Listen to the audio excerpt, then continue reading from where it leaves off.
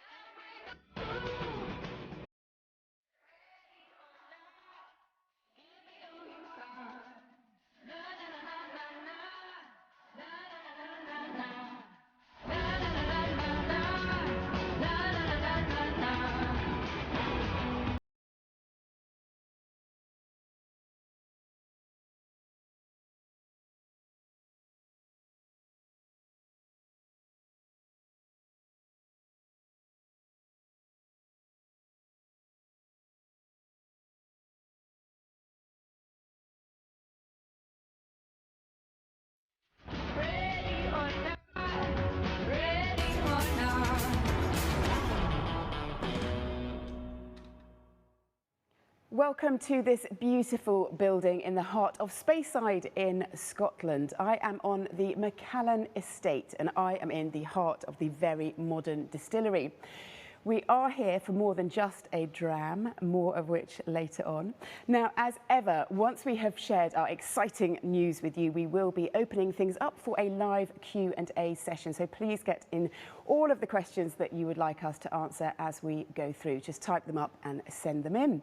It's also important to let you know that everybody that you see here has tested negative for COVID and we are all keeping our social distance. Talking of social distance, we are joined via satellite from Crewe by the Chairman and Chief Executive of Bentley, Adrian Hallmark. Adrian, it's lovely to see you, but why aren't you here? Hi Vicki, it's great to see you too. Yeah, I'm very sorry that I can't be with you. I'm absolutely jealous of your location and the nature of it, as we'll talk about later.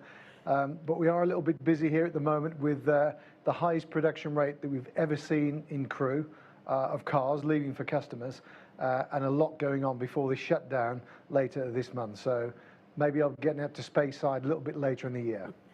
Well, it sounds as though things are absolutely booming for you. Can you just give us an update on where you are? Yeah, with pleasure. I think first of all, we're having a record-breaking first half of the year. The most important thing is that we continue to keep our colleagues safe. We've had no transmission of COVID on site, and we've had no disruption of production as a result of people being unable to come to work in mass numbers, nor any silicon chip shortages or COVID-related supplier shortages. So that means with a huge order bank that we started with, we're now running at record sales levels, record profit levels, and of course, record quality levels at the same time. So we're very proud of that. But we're also in the middle of a really intense launch period. A critical part of our Beyond 100 strategy. I'll come back to that a little bit later on. We've built our 200,000th Bentley this year. It happened to be a hybrid Bentayga that went to a Chinese customer. And we've also launched our diversity and inclusion strategy across the company. And of course, I can't stop without mentioning product launches. We promised 9 events during the year. We've already seen the Bacalar, the Blower, the GT Speed, the Bentayga S, and today we're globally debuting the Flying Spur Hybrid from Bentley. And there's even more to come before Christmas. It sounds as though you are in full flourish this year. How have you managed it? Well, we've prepared for it is the first thing. We have a plan, which is always a good start. But a plan is only as good as the way it's executed. And the team here are full of energy. They understand exactly what we're trying to achieve. We've prepared for this for a couple of years to be able to really show the full potential of the Bentley brand.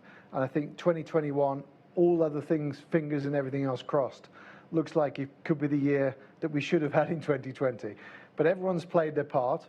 We've also been decisive and very fast, actually, in closing down our operations when we could see a risk from COVID, well before we had to, or before anybody else. We also continued to keep the parts flowing in, even though we weren't building cars. And we opened up earlier than anybody else with full protection, social distancing, 250 measures to keep people safe, and it worked. The demand for cars is growing at its unprecedented level. And thankfully, we've got the people, the plans, and the processes in place to bring it to life. And I think one of our proudest achievements so far in the year is winning an innovation award. Now, I won't mention the magazine because otherwise I'll have to mention them all to be equitable. But I will mention a magazine like Autocar gave an award for innovation to Bentley, not for a powertrain, not for a suspension technology, but for the way that our team managed the COVID crisis in terms of these 250 innovations. So a massive accolade to the whole workforce here at Croom, which we really appreciate. But we're not complacent. You know, I've often said we're calmly paranoid. We know that things can still go wrong, even when you think it's all okay.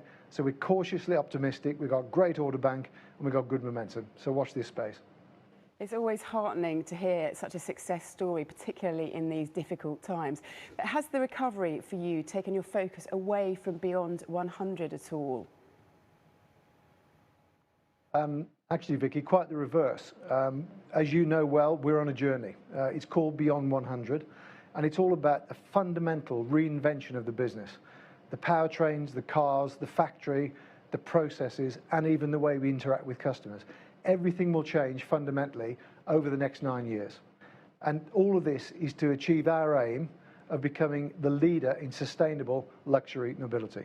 And that means carbon neutrality for our products, carbon neutrality for our operations, the factory, and carbon neutrality in the supply chain, which is a massive challenge. But we are committed to it, and we're working relentlessly to bring it to life. We already achieved a first in terms of carbon neutrality with the factory in 2019, in our centenary year. And of course, we aim to maintain that going forward. And we've also started the next step of that journey with products, with hybridization. And then, of course, the first BEV we've committed for late 25, early 26 launch, full battery electric Bentley. But by 2030, we will only sell full battery electric vehicle cars. Think about that, a 102-year-old company, renowned for big engines, 12 cylinders over the past 20 years. We're going fully electric and carbon neutral across all of those dimensions. This is the scale of Beyond 100. And what about other brands? How is Bentley working with them to move things forwards? So collaboration, if we say, has always been at the heart of Bentley. So even if you go back to 1919 through to 1930, for the formative years of the Bentley brand legend, what happened in those 11 years was incredible. And a lot of it was because of collaboration with investors, with drivers, and with other like-minded individuals. And the great thing about collaboration is we call it collective IQ. You know more when you talk with each other than if you sit on your own. So as a brand, if we look at the challenges that we've got with sustainability, by working with companies that have the same mission, we will learn from them as we move forward. But also, collaboration means working together on products and experiences to deliver these to customers in new ways. That allows us to find new customer groups, both brands, and also even media contacts that would not ordinarily come to one sector of the business or another. So we see it as a great way of expanding our thinking and knowledge, our customer groups, and our network of media contacts and friends around the world. Well, let's focus now on the next product on the Beyond 100 road, and that is the Flying Spur Hybrid. This is a very important car for you as well, isn't it? It is.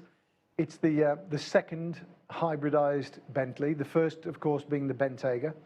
The Bentayga hybrid was the first luxury brand to enter the market with a full plug-in hybrid in our segment, and it's done incredibly well. And we know a lot about how our customers use the car, and they use it properly, which is really good news. The Bentayga has been a great success, and the Flying Spur now takes that to the next level. We now have two choices in the range. And if you just think about it, Bentayga is about 45% of our sales, and Flying Spur is nearly 25%. So together, we've got 2/3 of the range already by volume with a hybrid available. And the hybrid system combination with the higher powered V6 engine and the Flying Spur, compared with the Bentayga, takes it on a step further. So this really will be a step change for Bentley. And a very, very interesting product. We'll talk about it in detail in the deep dives later. We can also see that hybrid sales around the world are rising dramatically, about 70% up in the first quarter of this year. So customers want this kind of technology. And so the next step in our journey will, of course, be to hybridize the Continental family. And that will be all before 2025, as we promised. Well, I think it is time that we saw the car, so could you kindly do the honours with the formal introduction? It's a great pleasure. Thank you, Vicki. So, ladies and gentlemen, it's with great pleasure that I give you the opportunity to get to know the new Flying Spur hybrid from Bentley.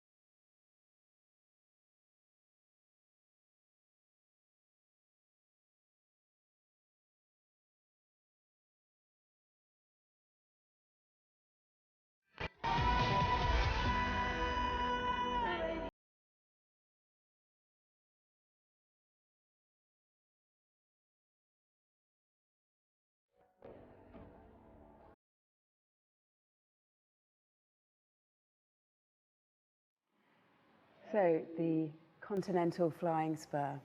I'm joined now by Bentley's Head of Product Marketing for Continental and Flying Spur, which is where I got the name from. So, hello, David. Nice to see you. Hi, Vicky. Nice to see you, and thank you to our guests online. Great day when we can show our latest hybrid. Lovely stuff. And I arrived here in a Bentayga hybrid. So, can you tell me what the differences are or similarities are between that and the Flying Spur hybrid? Yeah, certainly. I mean, it's the same ethos, absolute serenity, as you've experienced, combined with usable E-range, but also defining a new space in the luxury sector.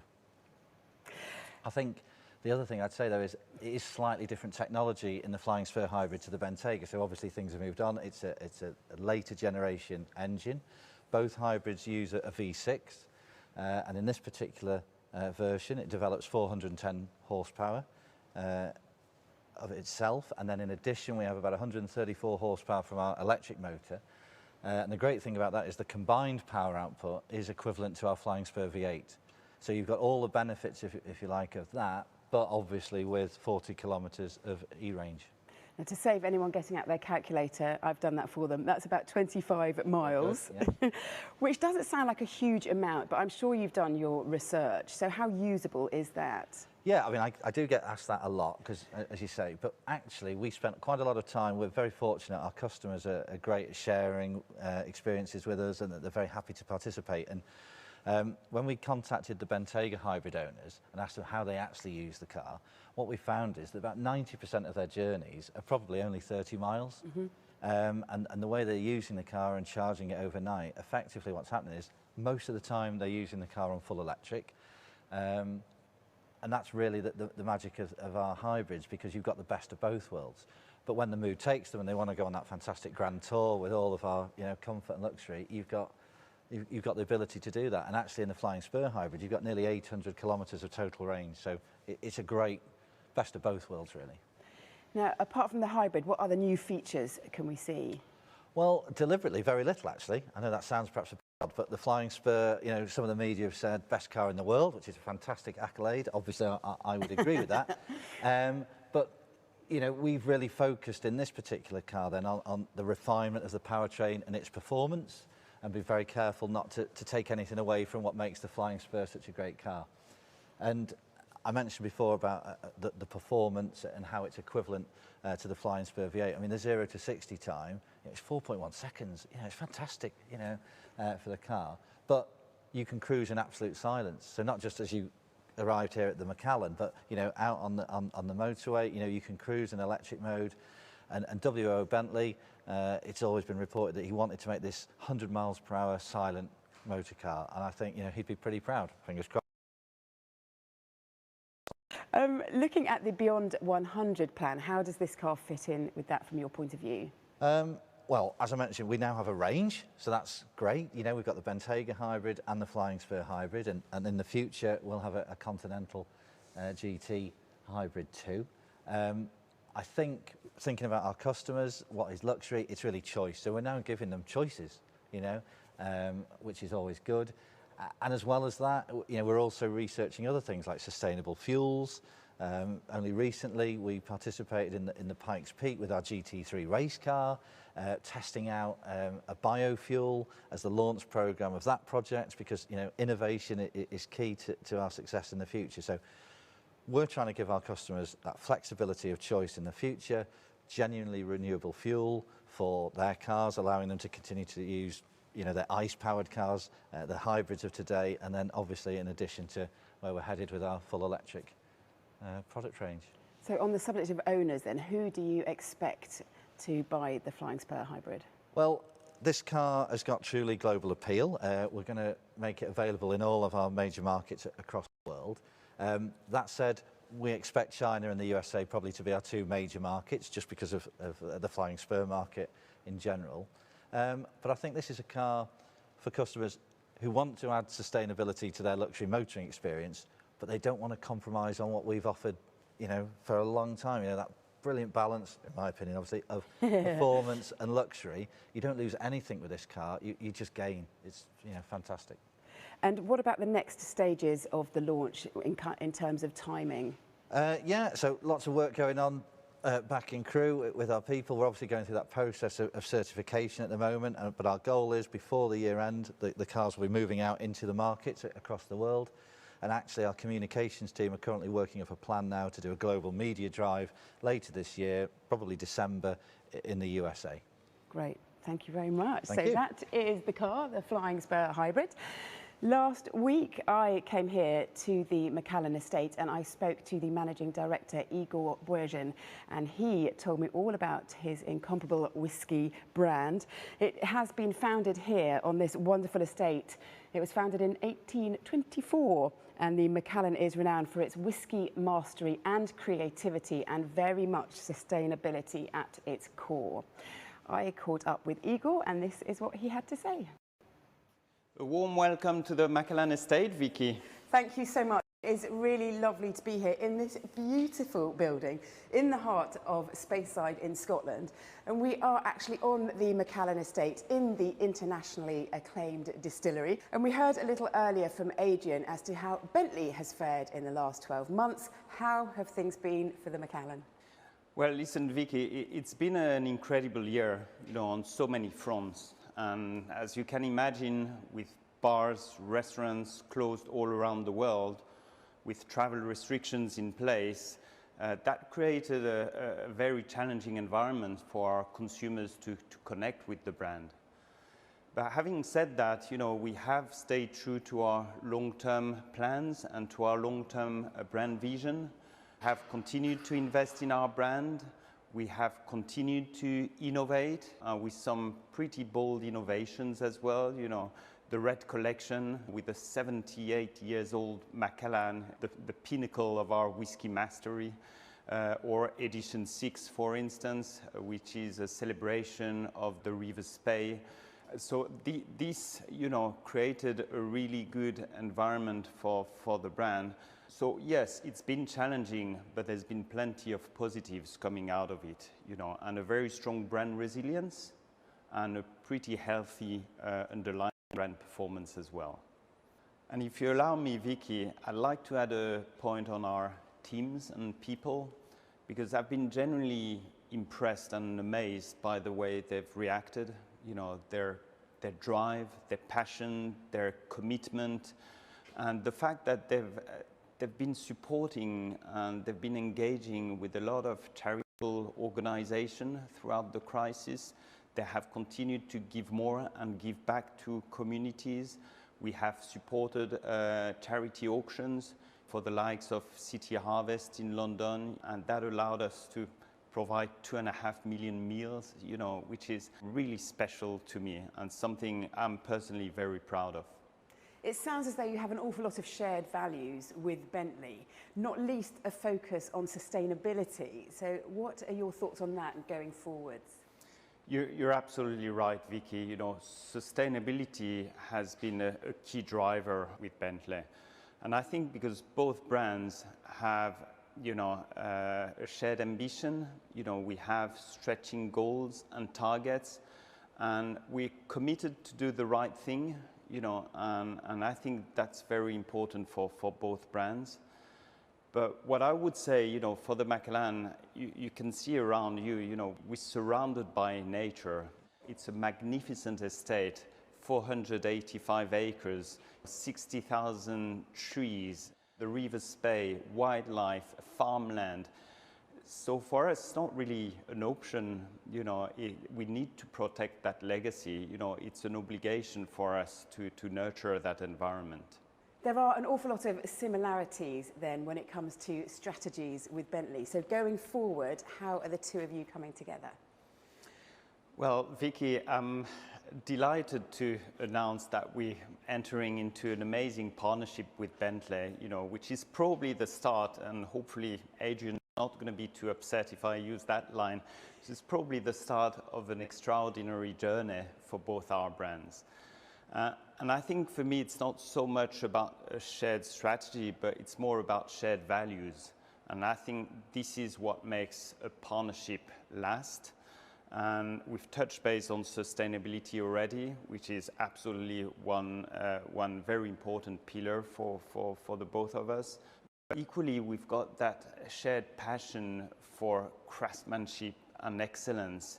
And we also looking at our past and our fantastic legacy and heritage and DNA to inspire ourselves, but we are forward-looking as well. We want to innovate. We want to reinvent the future of our traditions in a way. So this is all very, very exciting for us. And I think our teams will get inspired. They'll learn from each other. And I've got absolutely no doubt that they'll bring to life, amazing experiences and absolutely beautiful products to our consumers. Wonderful stuff. Thank you so much. Good. Well, I am joined now by Bentley's Director of Brand Partnerships, James Pillar, and the Brand Director for the Macallan, Paul Condron. Hello, boys. Hello. Paul, I'm going to start with you, if I may. Can you tell us a little bit more about the partnership and what you're hoping to achieve together? Certainly, Vicki. For us, the global brand partnership brings together the Macallan and Bentley, two iconic world brands that share similar values and share a similar vision, and bringing those two brands together I think is massively exciting for us. We know we're entering into this at a pivotal stage in the history of both brands. The Bentley brand having celebrated its centenary in the last couple of years, and the Macallan brand a few years away from its 200th birthday. So we both have a real investment in this partnership at a key point in our brand's history. We certainly understand the benefits of exchanging knowledge and working together, and it's going to be great to see our teams doing that, whether it be sharing across innovation and just the ways of working for the brands. But we know we connect with the same audiences, a lot of shared consumers around the world, And we're going to be working together on enhancing some of those shared brand experiences, on some fantastic content, and ultimately on some products. So we've got the chance now to tell some of that story of magnificent pasts that both two brands have had, but also into a pretty inspiring future for us both.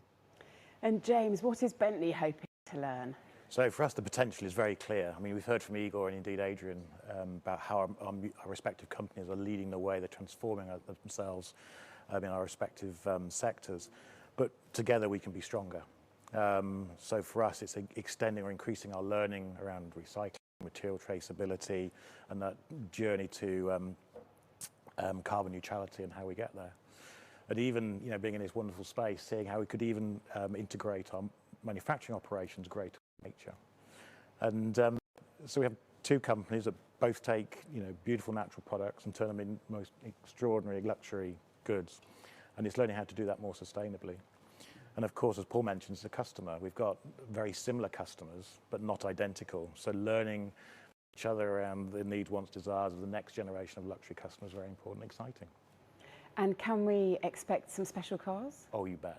Oh, they're coming. So I think, if I remember rightly, you were chauffeured here today in elegant silence in new Bentayga hybrid. Yep. Well, that car features some bespoke content from the very talented people at Mulliner, Bentley's bespoke division. And then that'll be joined later in the year by one of David's fabulous flying Spur hybrids, again with bespoke Macallan content by Mulliner. And then at some point in the near future, you can expect a limited edition inspired by both brands, a lot more heavily bespoke. And of course, as our range electrifies and becomes fully electric, that fleet will be joined by fully electric vehicles as well. So exciting stuff. Yeah. Paul, what will we see to match from the Macallan side of things? Well, product is the obvious place to start there, and we could get into that conversation, but we're going to keep our powder dry on that one for a little while yet. There's lots of exciting work going on in the background, and from what I've seen, it's going to be something truly unexpected and not the usual territory that you might look towards for these two brands coming together. So as well as those new products, we'll start to unveil details of that over the coming months. But we think that, you know, those products are going to be a real unique reflection of what both brands bring to the table, and as I say, definitely something quite unexpected. So other than products then, what experiences could customers experience? Okay, well, we're both on this exciting journey together, and we're already getting quite enthused by some of the ideas that are coming together. But we think that both brands right now entertain and engage consumers with some fantastic experiences, and we can work together to enhance those, obviously in a very responsible manner. But we think that there can be a strong Bentley dimension to some of our top Macallan events around the world, and vice versa. We can really bring the Macallan to Bentley consumers through those events that happen globally. So the teams both in our HQ here in Speyside and in Crewe have been working together on a lot of ideas for that, and we'll see some exceptional events, some really incomparable events for our consumers around the world very, very soon. And James, what about from Bentley's point of view? So it's taken us quite a long time and a lot of effort to get to this point. So we're at the start of the journey. So whilst we're clear on direction and trajectory, and the first milestones are laid out both in product and experiences, it's the voyage of discovery that's going to be exciting bit, and learning around those sustainability touch points. And you know, we shouldn't forget that one of the primary reasons we're here is to drive forward that sustainability element of our Beyond 100 strategy. And we believe strongly that working with partners like the Macallan, we can, you know, deliver that. Exciting times ahead for you, and exciting times for all of us in a moment as we head towards our Q&A. So if you do have any questions, please do write them and send them in. And just before we go to the Q&A, let us take a look at how the partnership will look like.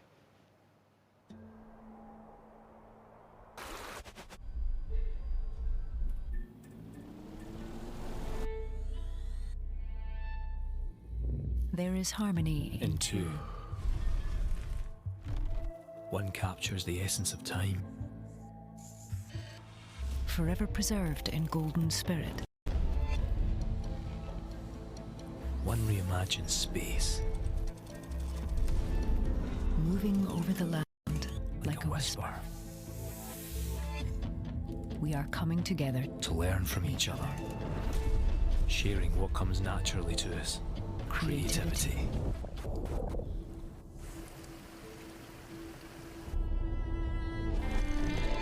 We are masters of our crafts, but apprentices of nature. so we travel gently On the roads to innovation and sustainability, aiming not only to create, but to preserve all that we touch. we are but a blink of an eye in nature's great story. And when two come together, We can create beauty without harming what is beautiful. the Macallan and Bentley. On an extraordinary journey into the future. Well, I think that film very much explains exactly what the partnership is all about. And it is now time to open the floor for the Q&A session. We are joined again by David and Adrian, so everybody is here for you. We will start with the first question then. And Adrian, it is up for you to answer this one, please. A very exciting partnership announcement today. What does it mean to Bentley? Yeah, thank you, Vicki. We're very pleased to be working with the Macallan and the team. I know it's been a long journey to get to where we are and create the basis that we can move forward. As I hinted at earlier, there are two fundamental levels where this really can work for all of us. First of all, in terms of interacting with customers that have common interests and common lifestyles, that's the first level. So how can we both reach out to existing and future target groups in a common way and really make 1 + 1 = 3? The second thing is we're both established brands trying to reinvent ourselves to deliver the same values that we've seen for the last, in the Macallan's case, nearly 200 years, and Bentley just over 100.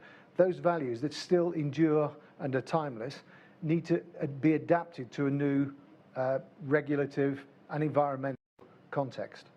So that journey is one of discovery for all of us, and working together on that is also a huge advantage. So we look forward to some great product collaborations, some great experience collaborations, and to share some innovation on the way that we do business in the future. And Paul, I'm sure you echo those words. Absolutely. I think the only build I would have to that, and the only addition would be also to then look at the other teams that maybe sit outside of product and experiences and innovation within our respective businesses, and the opportunities that they will have to learn from one another in almost every corner of our business, being able to share examples, share ideas and share experiences with the team at Bentley. I think that's going to generate a lot of excitement throughout our business as well. Great stuff. David, one for you now. Are luxury consumers really embracing hybrids? And those that have embraced them, are they bothering to plug them in? Well, they are. So I mentioned earlier about the research we did with our own customers. So, we're very fortunate that they share stuff with us, and they are definitely charging the car because they love this ability for the electric driving, certainly in those short journeys in urban situations. But I think at a higher level across the industry, I think first quarter this year, we see sales of premium and luxury hybrid electric vehicles, up 70%. So I think, it's definitely a moving trend. It's not just our customers, the industry is headed that way. So yeah, certainly. Yeah. A non-car question now. So Adrian, this one is for you. Will Bentley be easing its COVID protocols in line with the UK government? No, we'll be respectfully disobedient, just like we were for the first 16 months of the pandemic. And by that, what do I mean? We were fast to stop the factory running. And that was really to protect the workforce immediately when we could see the COVID threat. We then came back to work earlier than most with protective equipment, with social distancing, with cleaning processes. In fact, 250 changes all across the site, one-way systems, perspex screens, you name it. And we went above and beyond what was expected.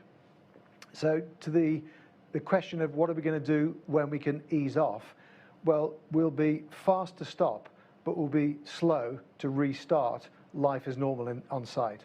Why do I say this? Well, because I think today there are 24,000 cases. We still have COVID around us. And our mission is to keep people safe first and foremost. It's not just altruistic. If we keep our people safe, then we can keep running the business. But we couldn't want to run the business if we weren't keeping people in good health. So we think the next 6 to 8 weeks after the next degree of release of freedoms are going to be decisive in the case rate, the hospitalisation rate, and the effect it could have on our people in the factory. So we'll take it steady. We'll probably wait 4 to 6 weeks after the next phase of release before we take a judgment on when to drop the social distancing or face masks or any level of protection. It's been hard fought to keep us safe. We're not going to let it go too soon.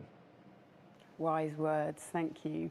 Now back to the partnership, and Paul, for you, I think this one. Why has the Macallan chosen to work with Bentley specifically? Well, Vicki, we spend a great deal of time talking to our consumers around the world and also talking to those that we hope to attract to the Macallan brand. And one of the key elements that we found was that they also shared a passion in luxury cars. So that's another area of their life that they get very excited about. So it felt natural for us to then identify the appropriate luxury partner. And what struck us about Bentley was, first and foremost, this was a brand that had very many shared values with our own. So there was in common with the brands right from the beginning. Also that blend of fantastic heritage and history, but a real forward-looking and progressive brand. So that struck us as another fantastic opportunity for us to get together. And I think what's impressed me most over the recent months as we've been developing the partnership discussion is that opportunity that we both now have to create something really unique and distinctive. And both brands, I think, are in this for the right reasons, and recognising that the opportunity to do something both unexpected and really quite different is what we want to embrace. So we feel that we found a fantastic partner in Bentley, and yeah, everybody's really excited with the work done so far and what we're going to bring to market over the months ahead. So Adrian, it does seem like it is a very good fit, and I'm sure crew is excited too. Absolutely, yes. I think if you look at our track record of collaboration, we're quite careful about how we develop. We don't grab every opportunity that comes along. And we want to work with like-minded companies in terms of the excellence of the quality of the product, the craftsmanship and the values that go into making it special and unique. Britishness also helps, but when we do something, we try and do it for the long term. I think the longest running and possibly the most successful collaboration that we've had, and maybe even the industry in this context, is the Bentley Breitling collaboration, which is nearly 20 years old. And is a good example of how we do things. So I see the Macallan and Bentley as another one of those partnerships which can endure the test of time because we share so much in common, even though the products couldn't be more different. And I've got a great question that's come in, Adrian, if you could answer this. Does it mean that you will be developing a Bentley that runs on whiskey? I think that would be an awful waste. Very good point. Right. David, to you now, the Flying Spur Hybrid is quick but by no means the fastest or more powerful of the line's models. Do you see a point before going all electric where plug-in hybrid electric vehicles will become the most powerful versions within a production line? And for your customer, how important is performance in selling electrification? Well, I mean, we've talked about, James has talked about with Paul, you know, we're on a journey. You know, this is step one, step two, actually. So we've launched the Flying Spur Hybrid today, we've established a range, and, you know, the V6 Hybrid is a great starting point, I think, because, as I mentioned, it really does offer equivalent performance to our Flying Spur V8, which is very successful for us. And it really just removes another barrier for our customers. So, you know, it's a great opportunity to experience this transition that we're moving towards full electric. You know, it's definitely on the pathway there. But, you know, with all of that convenience of still having the engine, you've got great performance, great range overall, but you do have this flexibility and opportunity to use it in full electric. So, you know, historically, we're always developing new products, but right now it's about establishing that range, getting Flying Spur Hybrid in across the globe. You know, it's going to be available in all markets, and then obviously in the future, you know, we've got the Continental range to look at, and you know, and a long journey ahead of us. Adrian, what are your thoughts on that? Yeah, I think having become a plug-in hybrid converge in the past 3 or 4 years, I would say without question, the Flying Spur hybrid does an incredible job. It's got the refinement and quietness of the 12-cylinder Flying Spur. It's got the fuel consumption of the V8 diesel that we had in the Bentayga, and it's got the power of a V8. And it's got all the craftsmanship and all the attributes you'd expect from a Bentley, plus a level of sustainability in the real world, which is game-changing. I mean, I didn't give the example earlier, but I first started using a Bentayga hybrid about 1.5 years ago, or maybe 2 years when it was still prototype. And I went from filling up my Bentayga twice a week in most weeks to filling it up once every 3 weeks. Because with my daily journeys, and I plugged it in every second day to fill up the battery, I ran on electric mode for most of the week. It was only the airport trips, but you can still jump in it and do 800 kilometers. So the flexibility that it gives, all the traditional Bentley values, but the ability to go emissions free for the majority of your journeys and still have the power and the refinement that you need when you really want to enjoy it. It's a fantastic combination.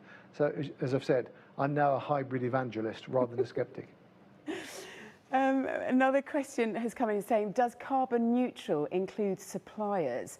And in your plan, will the parts entering the plant also be certified zero carbon or at least offset? And is offsetting really an option anyway? Yeah, so this is part of the 2030 plan. So step one is to get the factory carbon neutral, and we achieved that in 2019. We did that by the solar power that we use, which can be up to 30% of our requirements during the working week. It's more than 100% at weekends, of course, because the machines aren't running in paint shop. And the rest is certified green energy that we buy. But we've also massively reduced our energy consumption. So even the amount of certified green energy that we buy and pay a premium for is reduced compared with before we started this journey. And with the new technologies that we're bringing in very soon, that will come down even further. So reducing the energy, using solar power for the base load, and then topping it up with certified energy is the factory solution. And that will continue at a pace for the future. The products are next, and then the supply chain is the biggest challenge. That means every element of every component and the shipment of the components in and the cars out, we want to go carbon neutral. So it will mean that every supplier has to reduce, generate renewable energy or use renewable energy, and then all buy certified energy in order to make this happen. And that's the 9-year perspective that we've got until 2030. We've already taken the first steps on that. We have a new sustainability rating for suppliers, and we're going to ramp that up over the next couple of years. And only when we can see a clear route to getting to zero will we be much more precise publicly about when and how we're going to do it. But 2030 is the latest. And that pretty much underlines your ethos, doesn't it? Yeah, absolutely. There's so many points of similarity there in terms of our approach. And, you know, we sit here today in the new Macallan distillery that opened 3 years ago. And obviously we had the chance to design from the very beginning a building that has a significantly lower impact on the environment than anybody else in the category. And that gave us a great opportunity to think about all of our processes. But naturally we are working hard, not just on our own carbon output, but those of the suppliers that we have across every aspect of the business with regard to that 2030 target. Lovely, thank you. And focus onto the car now. So David, this one is for you. What percentage of the Flying Spur line will be the hybrid in the US? Well, I can't guarantee, obviously. I wish I could pick 6 numbers, but no, our sort of research and indicators would suggest probably 30 to 40%. That's what the current indicators are. Obviously, once the car is in the market, if that changes, you know, we can respond to that without issue. But that's sort of the indications we're seeing at the moment, 30 to 40%. Okay, great stuff, thank you. What benefits does the Macallan bring to Bentley with this partnership, Paul? Yeah, I guess there are a whole number of areas that we could look at this. First of all, one of the key areas for the Macallan is our expertise in wood, you know, in sourcing wood from a few specific regions in the world to help us manufacture casks, and those casks are critical to the journey that the new make spirit takes on its way to becoming the whiskies of tomorrow and of years to come.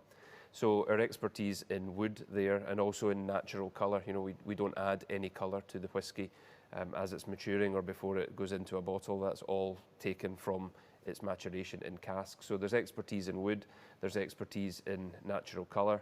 We probably adopt quite a different perspective to innovation than the car industry. So there's lots of opportunity for each brand, I think, to learn from one another there. And the other piece for me is around consumer experience. You know, one of the great aspects of this magnificent facility we sit in today, it's not just about being able to manufacture whisky, but it's a real brand home and a place where consumers can come and get an iconic statement of the Macallan. So every aspect of detail that we apply to the consumer experience is something that we will naturally be sharing along the way in the partnership, and hoping to learn from those aspects within Bentley. And Adrian, I know wood is very important to you, isn't it? Sourcing the right type of wood for Bentley.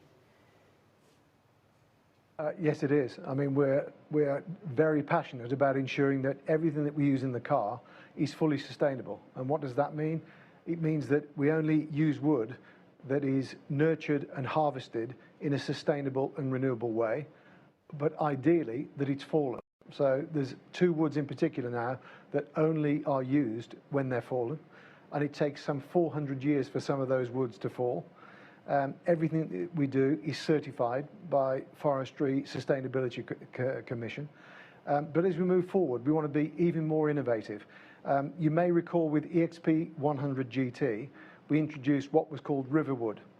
This was wood that felled over 5,000 years ago and was buried in marshlands that can be extracted and cleaned and repurposed. It's limited in supply, and that for me is a great example of luxury, because it's a scarce resource out of the CO2 cycle, and we can repurpose it to create an absolutely unique luxury experience with a 5,000-year-old wood set in your Bentley for those customers that we can supply enough of it for, as we did with Baccarat, for example. So yeah, wood is a very important part of the luxury car makeup, as it were. We're already leaders in sustainability, but we're now pushing the boundaries to say, what could that look like in 10, 20 years?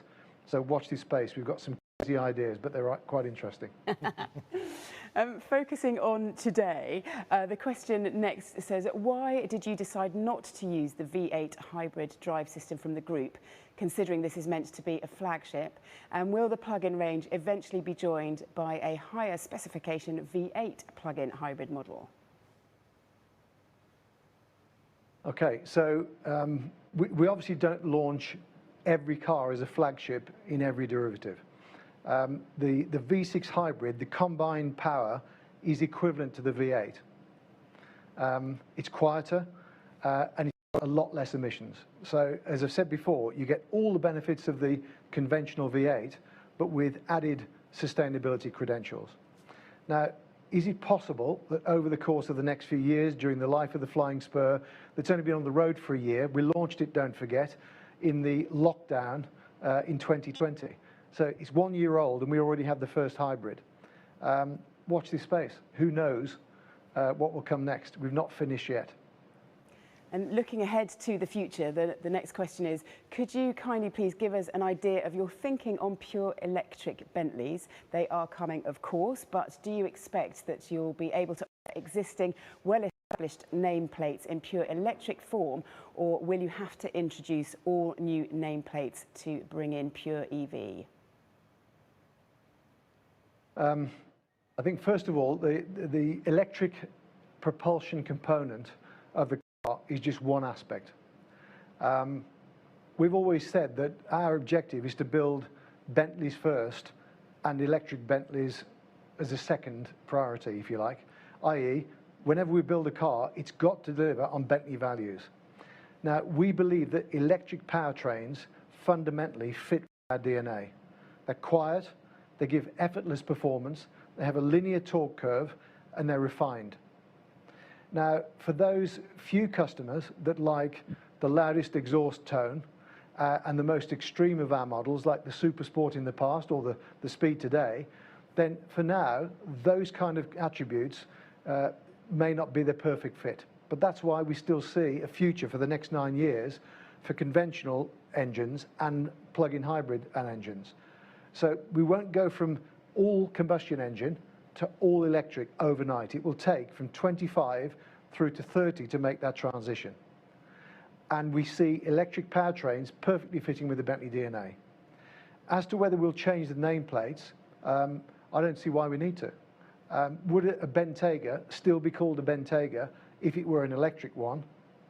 Probably yes. And yeah, watch this space. But it doesn't mean to say we won't innovate and do other body styles or be more creative in other ways. But I think the Bentayga is well established. The GT is a huge player in the GT segment. The Flying Spur in the luxury sedan segment is the biggest seller. Obviously, S-Class sells a lot more at a lower price, but we are the reference point there in that gap between premium and luxury. So all three of these nameplates are well established and segment leaders. I don't see a reason to change them. Okay, sticking with the theme of electric, but with a small celebration here. Congratulations, this person says, on being named Automotive Business Leader of the Year 2021 in the annual Auto Express Brit List. So congratulations from all of us, of course. The question goes on to say, you mentioned collaborations on electric issues. Did you mean specifically Audi, or does the new Porsche Bugatti Rimac now come into the mix? If so, how? Well, thanks for the congratulations. As with everything, I have to be partially humble and say I wouldn't be able to do what I do if everybody else didn't do a great job, but it's much appreciated. In terms of our core technologies, the technology stack that we will use for these future electric cars, absolutely, the majority of it comes from the Audi-generated technology platforms. The difference this time around, though, is that we're involved right at the beginning in defining exactly what is needed for those technology platforms. In the past, we've been involved, but after they were already on the road, and we've had a lot of complexity, cost, and time consumed to make certain technologies work. My favorite example is the gearbox in GT, which is off the basis of the Porsche PDK system. But as any of you that have driven the PDK and our cars knows, what we've had to do to it and what we've achieved with it is incredible. But it didn't come for free. In the future, our needs will be built into the bandwidth of some of these base technologies, which allows us then to create the rest of the car in a much more efficient way and put even more value in for the customer. In terms of Rimac, Bugatti, Porsche, we don't build hypercars and we don't build sports cars. And for the conventional, let's say, mere 207 miles an hour type performance that we offer today, for that kind of technology, we will rely upon the Volkswagen Group and the Audi Group in particular for the core technologies that we need to curate to make these wonderful future Bentleys. Can I imagine ever collaborating with Rimac, Bugatti and Porsche on something different? Who knows? But there's no plans for that. Our core Beyond 100 strategy is based on the current nameplates, road cars, cars that are used every day, but are still inspirational. Thank you. Let's just have a look now where we are with Macallan, and the next question is for you, Paul. It is, in addition to carbon neutrality by 2030, what other milestones does the Macallan hope to achieve in the near future? Okay, I think I would stick in the space of sustainability for answering this one. And we've mentioned today already that we're here in the middle of our 485-acre estate in Speyside. And one of the big areas of focus there is about maintaining this habitat for all of the natural wildlife that we share it with. But in addition to that, we've got the goals of carbon neutrality by 2030 and maybe a slightly shorter term one of converting all of the estate vehicles to electric power by 2025. And that's something that we can work together with the Bentley team on, and that'll help us get there a little bit faster. In addition to that, if we start to look in areas of packaging, this is something we've worked on for a great number of years to continually reduce the impact of our packaging material, and we'll continue to do that. We've got the opportunity for the teams to work together on various new packaging technologies, and that will hopefully feed through into our range in the coming months and in the years ahead. But as well as reducing the impact of that packaging and developing more responsible packaging types, For us, it's also about sourcing and where that sustainable supplier network is set up. So we want to bring more and more of our supplier base closer to our home here in Speyside, and we think that's a fantastic endeavour for us all to be involved in. So we've been underway with that for a long time. We continue to intensify that in the hope of, you know, greatly reducing our impact. And James, how will the practical side of the partnership work out? Are you planning sort of weekly meetings, or? Oh gosh, I think I speak more to Paul than I do to my wife at the moment, to be honest. But no, there's a very talented team back in Crewe and indeed here who are in regular communication and planning those, let's say the activations as we call them, from brand experiences to brand communications, and obviously the design team are heavily involved in the first product, which we've intimated, which is all very exciting. So it's a very good way to be busy at the moment, I must admit. And you're clearly sharing the biscuits together. I told you it was risky putting them in front of me. Back to the car, and are there any changes in the chassis tuning, David? Well, as I mentioned, we've tried to maintain all of the wonder of flying Spur and just focus on the engine, but obviously it's a V6, not a V8, so it's a little bit lighter. There's batteries at the back, so that balance change, which actually is even more balanced as a car. We've had to make some slight changes in our 3-chamber air suspension system.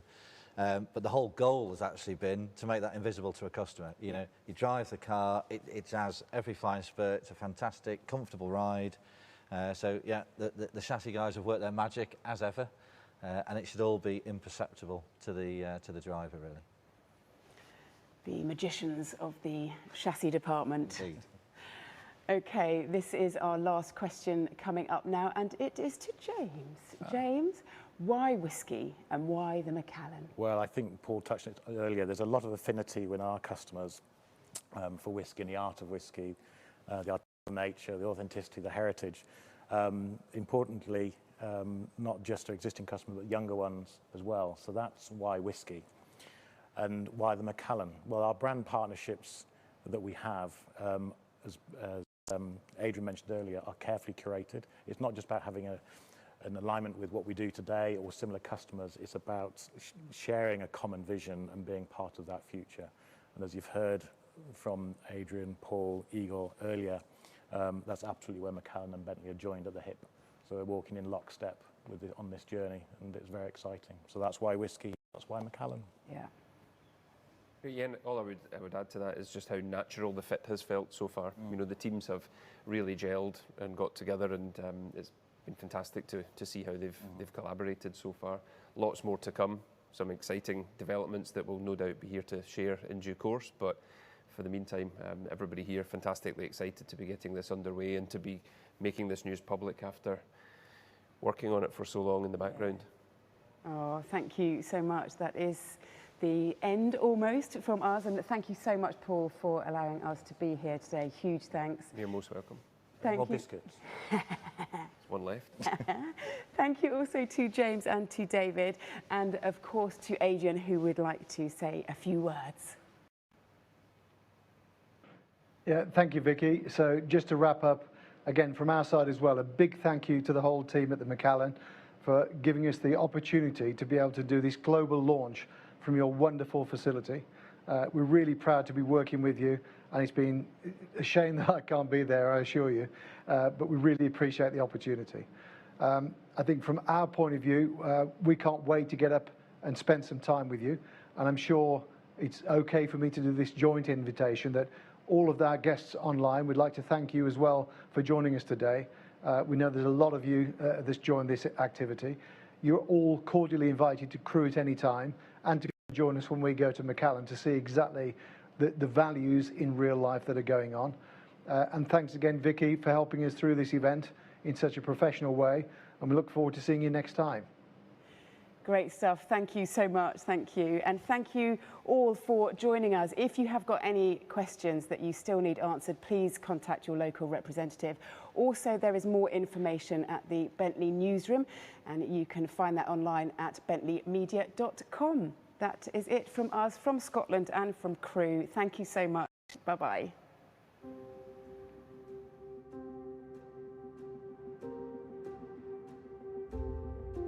The path of least resistance. It lures us with the promise of an easy ride. But where does it take us? For almost a century, we had matured our whiskey in Spanish sherry-seasoned oak casks. But when the supply of sherry casks dried up, we reached a turning point. Should we change the way our unique whiskey is made? Or head for Spain to carve out our own direction? Follow the path of least resistance? Or dare to pursue something greater? The Macallan. Make the call.